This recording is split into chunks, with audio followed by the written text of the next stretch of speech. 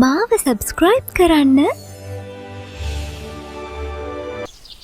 එක්තරා ගමක රූමි කියන තරුණිය ජීවත් වුණා. ඇය ලෝකේ වැඩියෙන් මාස දෙයක් තමයි සෙල්ෆි ගන්න එක.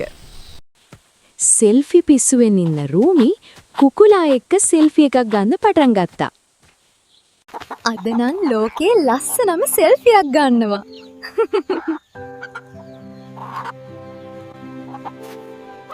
හරි.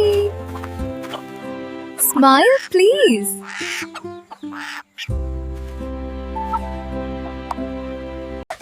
හදිසියේ කුකුලා පැනලා දිව්වා. රූමිත් ෆෝන් එක අරගෙන පිටිපස්සෙන්ම දිව්වා. අයියෝ! මේ මෝඩ කුකුලා මේච්චර වේගෙන් දුවන්නේ ඇයි? මගේ සෙල්ෆියක් කෑවා. සෙල්ෆියක් නිසා රූමිට මඩවල පෙනුනෙත් නෑ. රූමි මඩවලට වැටුණා. ඇයි මටම මෙහෙම වෙන්නේ?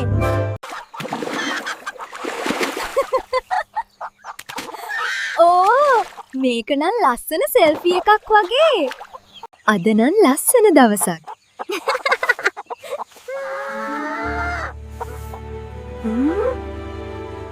රූමි අද වුණ හැමදේම ගැන මතක් කරලා සතුටු වුණා.